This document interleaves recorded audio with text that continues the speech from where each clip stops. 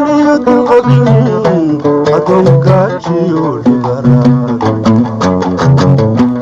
السلام الله عليكم ورحمة الله تعالى وبركاته. داود يا المركز دافع عالم كجوجتان aad baan idin salaameynaa. barnaamijku maanta barnaamijka horaan soo gudbinay uu ka duwan yahay waxa garabkayga fadhiya ama barnaamijka maanta martinooga ah Mubarak Daahir oo badanaa soo ururiya heesii hore qaraamiga ahaa hees walba xogtii ay ku timaamay qisadeeda Mubarak si toos ayaan ugu soo dhaweynaya wiskiin baraya asxaabay marka barnaamijkan taxanuun inoo noqonaya part 1 part 2 part 3 saasina wadana leentaynu magaran saanu soo afmeeri doona insha Allah. Mubarak soo dhaw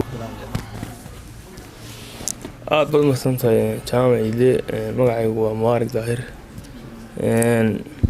warna waa sidaas sheegtay kulliyan lagama go'yan karo suugaantu waa bad laakiin hadana in badan oo la oran karo waa xog saxan ama hubsoon waan ka haynaa intii karaankayaga marka maanta inkastoo aan diyaar badan lahayn hadana maanta mid baynu hordhac ka dhiganaa waxa taasina ku galgalayno sidee noqoto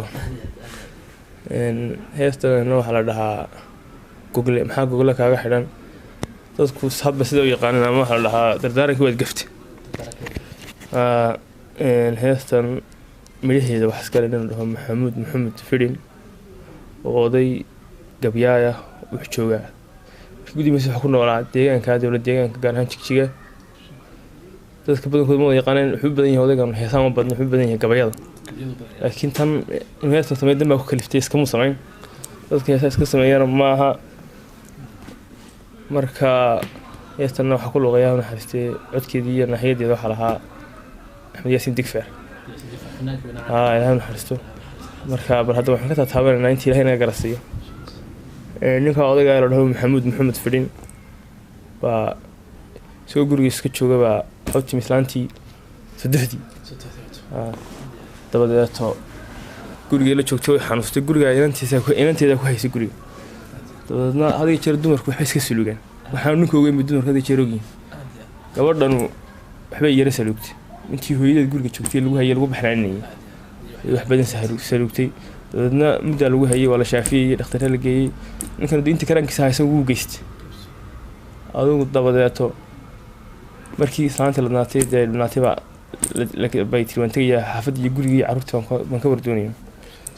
dabadeeto inta waad ka hadmay waan si raacay saantii hooyada maadaama xanuunsanayso waan ka haynaya hooyada baan ka haynaya iskiis joogna guriga gabadhii way ka haysay hooyadeed gurigeedii bay tagtay magaalada la dhaho qorxay agteeda dadna gabadhii nag soo noqon weyday soo noqon weyday gabadhan ay waxbay tirsanaysaa gabadh bay hadintii wax salugtay guriga joogtay dabadeeto oday ninkii uu yaabay marka dee telefoonada iyo dee lambaro iyo gawaadhi markii fudud iyo dee la garaacay ma jirin odaygu uu yaabay markaas badina weyn buu hayay uu dareemayay meeshii wax jiraan waa sugay guriga uu joogay heesana ka waran doonta guriga wuxuu ka dhaqabanayay cidlada uu dareemayo meeshii cidlada ah ninka bartay guriga buuxa meel cidla inaan joogi karin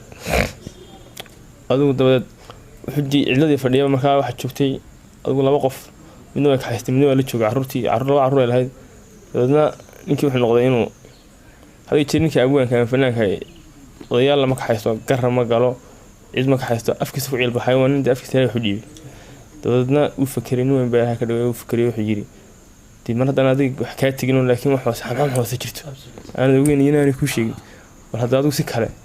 ugu dhig dadna heestaasu tiriyay la yiraahdo heesta dhahoyaan garban ku dhiganaya marka heestana halkan waynu ka heli doonaa kulli in dhaxtaala heestu waxay ka bilaabmaysaa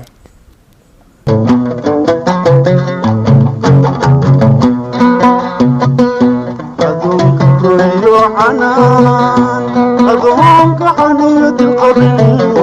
أدوك جيود براد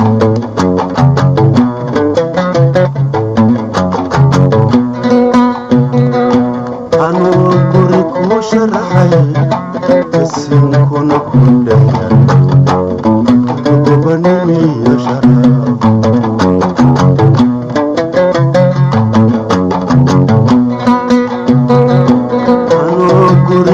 شرحي بس يمكن كل يوم gobonimo iyo sharaf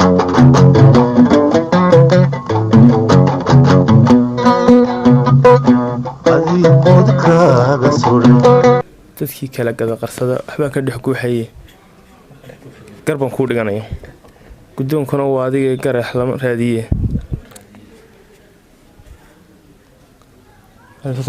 ninkii odaygii dhalay gabadha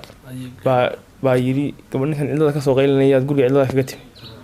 orda ka noqo ka wardoo ninka iyo carruurtiisi guriga ku noqo ninkan qaylinaya naga aamusiyo marka heestii ninkii wuxuu noqday in afkiisa ku ciilbaxay oo heestii waxay sababtay inuu guriga dhismooyo dib usoo noqoto gabadhii heesta ilaa maanta ilaa iyo xilligan dee aynu dhegeysanayno weeyaan marka heest waxay noqotay heestii gurigii iyo reerkii dib usoo celisa ninkaasina halkii waxaan aaminsanaya inuu halkii ugu habbooneed ka hadlay marka dee ma jirto haddaad heesaha ugu fiirsata ma jirto hees maanta iska tiriyey ama abwaan tiriyey ama iska hees waliba macna ku fadhi waa run waa run ma fahmanay kuwaas heesa ma oran karnaa maarigow markaa heeso badan baad qisooyinkaadaad haysaad ururisay markaa sidee baa la oran karaa sida ugu fududay aad u ururisay heesaha amaad ku wada xogtooda u heshay sidee bay noqon kartaa jaac waa mahadsan tahay inuu taas iska simbal waa fududahay inaad wixii haddaad kolley aad markaad adigu hamad u hayso aad leedahay dee wixii waxaad aad aragto waxaan inaad wax xiiseynaysa yihiin marka ugu horeysa fahmaysa siday kugu bilaabantay laakiin marka hore xoogaad helaysaa dhowr 3 2 4 baad helaysaa waxaa kasta wixii kula talax tago adigu raadinayaan baad arkaysaa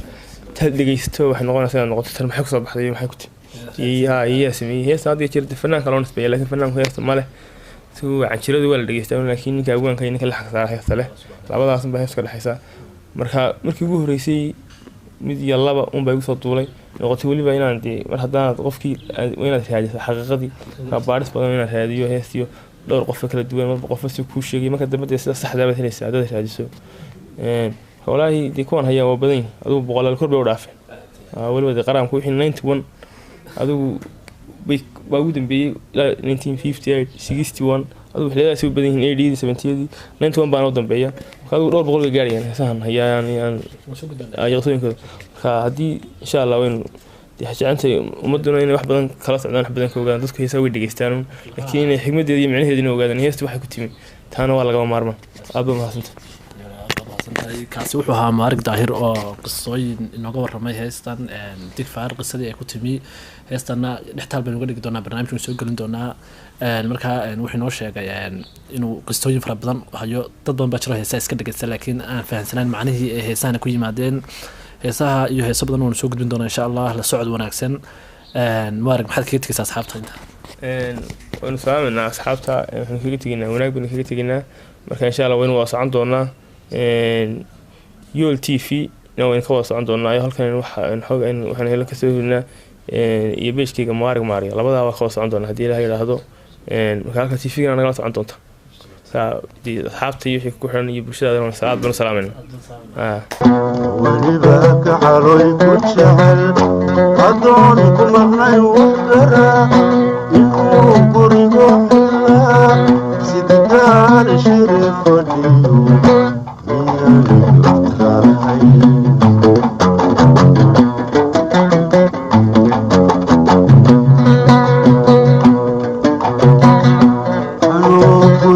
شرحي بس يمكن أقول